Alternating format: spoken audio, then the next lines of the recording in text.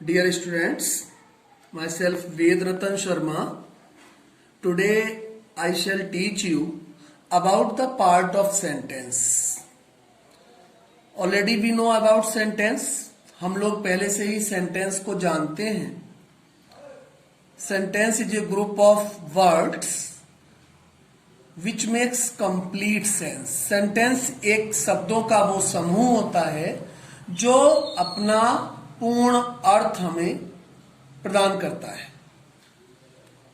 अगर हम स्टार्टिंग में देखें तो पार्ट्स ऑफ सेंटेंस, सेंटेंस के भाग, mainly there are two parts of sentence. Sentence के दो भाग हैं. देखिए मैंने ऊपर सेंटेंस लिखा है, ये नीचे इसके दो पार्ट हो गए. फर्स्ट सब्जेक्ट हो गया और दूसरा प्रेडिकेट हो गया. ठीक है ना. अब हमें समझना है कि सब्जेक्ट क्या होता है और प्रेडिकेट क्या होता है. सब्जेक्ट वो पार्ट हो गया सेंटेंस में जिसके बारे में कुछ भी कहा जाए, जिसके बारे में कुछ भी एक्सप्लेन किया जाए, वर्णन किया जाए, वो क्या कहलाएगा? सब्जेक्ट कहलाएगा. और जिसके बारे में, यानी कि सब्जेक्ट के बारे में जो कहा जा रहा है, सब्जेक्ट के बारे में जो एक्सप्लेनेशन दिया जा रहा है, वो प्रेडिकेट कहलाएगा. ठीक, एक बार फिर देख लीजिए. सेंटेंस में जिसके बारे में कुछ कहा गया है वो क्या हुआ? सब्जेक्ट हुआ. और उसके बारे में जो कुछ भी कहा गया है वो क्या हुआ? प्रेडिकेट हुआ.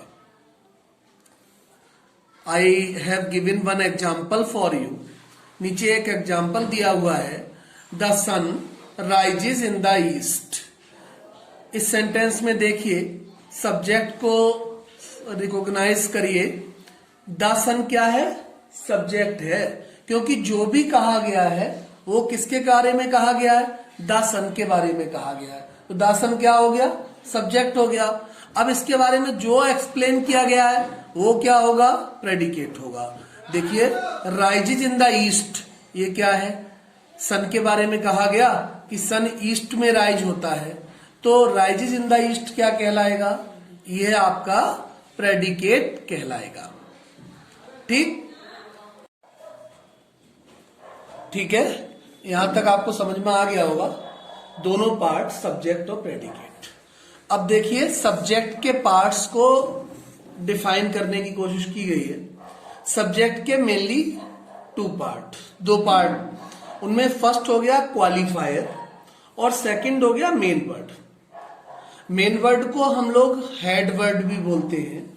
इसी तरह क्वालिफायर को भी एनलार्जमेंट कहीं कहीं यूज किया जाता है, लेकिन हम क्वालिफायर के नाम से याद रखें तो हमें ध्यान रहेगा.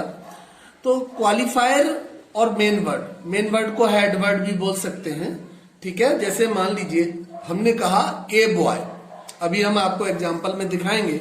हमने कहा ए बॉय, तो इस सेंटेंस में ए क्वालिफायर हो जाएगा और बॉय मेन वर्ड हो जाएगा. ठीक है. अब क्वालिफायर के देखिए थ्री पार्ट. क्वालिफायर को थ्री पार्ट में इसमें डिस्क्राइब किया गया है. एक है, फर्स्ट है आपका डिटर्मिनर, सेकंड है एडजेक्टिव और थर्ड है एडजेक्टिव फ्रेज. थर्ड क्या है? Adjective phrase. ठीक है.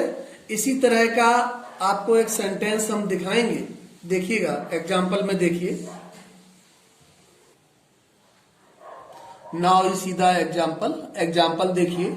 माई यंगर सन, मेरा छोटा बेटा, इन कानपुर, कानपुर में, इज एन इंजीनियर, एक इंजीनियर है, एक अभियंता है. इंजीनियर को हिंदी में अभियंता बोलते हैं. मेरा छोटा पुत्र कानपुर में एक अभियंता है. ठीक है.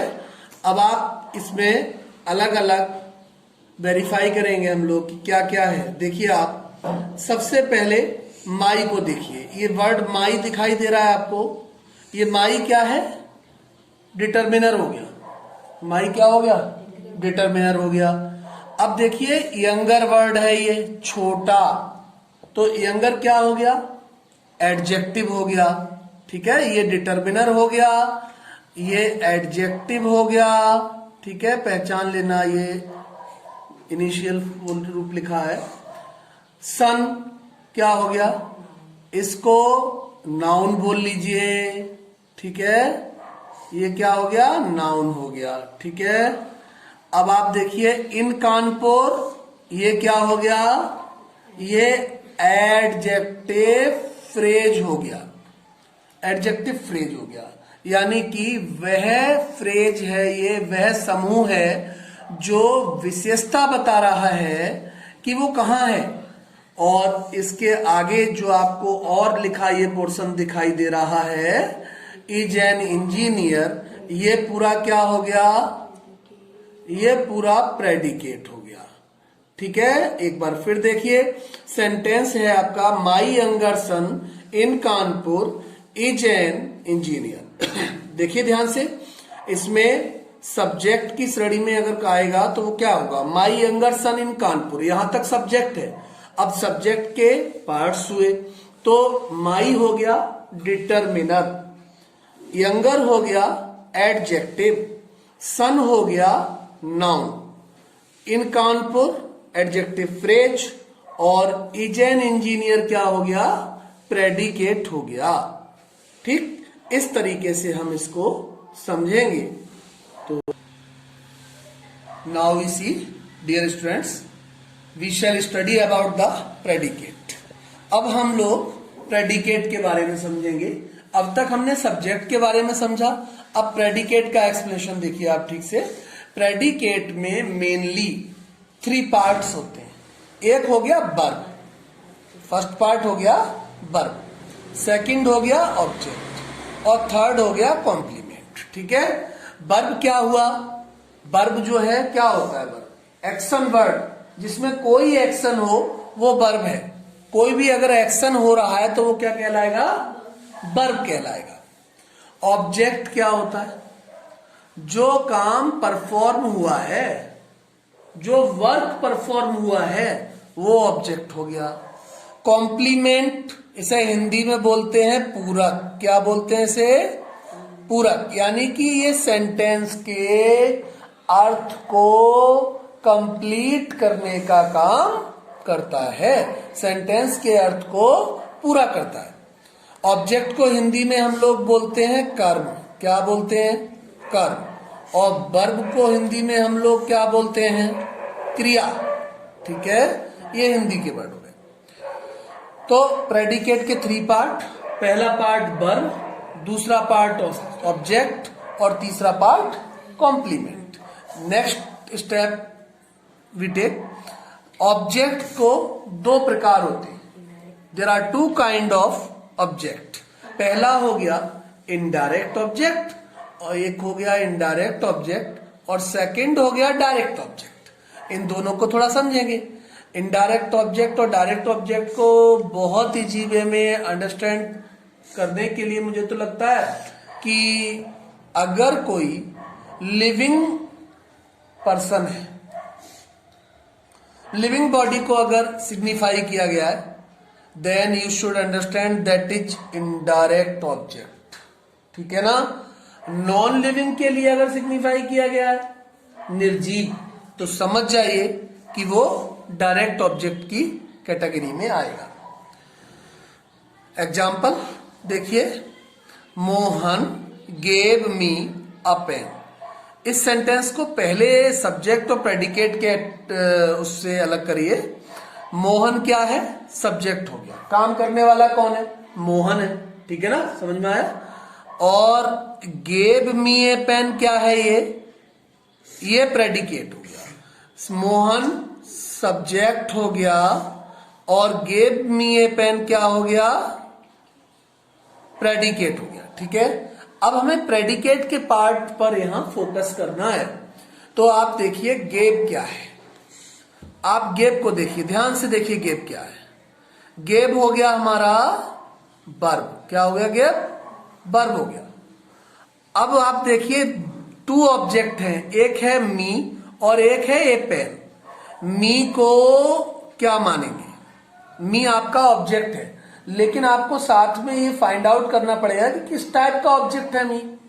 मी मुझे तो मैं कैसा हो गया, कोई भी पर्सन है वो मुझे अपने के लिए कह रहा है, तो वो कैसा हो गया, लिविंग होगा, सजीव होगा तो स्वाभाविक है कि ये कैसा ऑब्जेक्ट कहलाएगा, बोलिए, इनडायरेक्ट ऑब्जेक्ट। कैसा ऑब्जेक्ट कहलाएगा, इनडायरेक्ट ऑब्जेक्ट। थोड़ा आगे बढ़ते हैं, नेक्स्ट ऑब्जेक्ट है हमारा ए पेन। देख रहे हैं ये ए पेन लिखा हुआ है, ये ऑब्जेक्ट है। और अब आप सोच के देखिए ये पेन कैसा ऑब्जेक्ट है आपका, कैसा ये थिंग है, थिंग है ना, थिंग है तो स्वाभाविक है कि ये नॉन लिविंग होगी, वस्तु है। तो नॉन लिविंग है इसलिए ये कैसा ऑब्जेक्ट कहलाएगा हमारा, ये हमारा कहलाएगा डायरेक्ट ऑब्जेक्ट। कैसा ऑब्जेक्ट कहलाएगा, डायरेक्ट ऑब्जेक्ट। ठीक है, शायद इतना आपको ठीक से समझ में आ गया होगा, एग्जाम्पल भी क्लियर रहा होगा। अब देखिए ये पार्ट्स ऑफ सेंटेंस की जो वीडियो आपको प्रोवाइड कराई जा रही है, इस वीडियो के माध्यम से आप नॉर्मली सब्जेक्ट और प्रेडिकेट को सेपरेट कर पाएंगे। सब्जेक्ट के जो इंटरनल पार्ट हैं उनको आप कर पाएंगे सेपरेट। इसी तरह जो प्रेडिकेट के इंटरनल पार्ट हैं उनको भी आप ठीक से सेपरेट कर पाएंगे। Okay, thanks a lot for hearing attentively. If you have any problem, you may consult to me.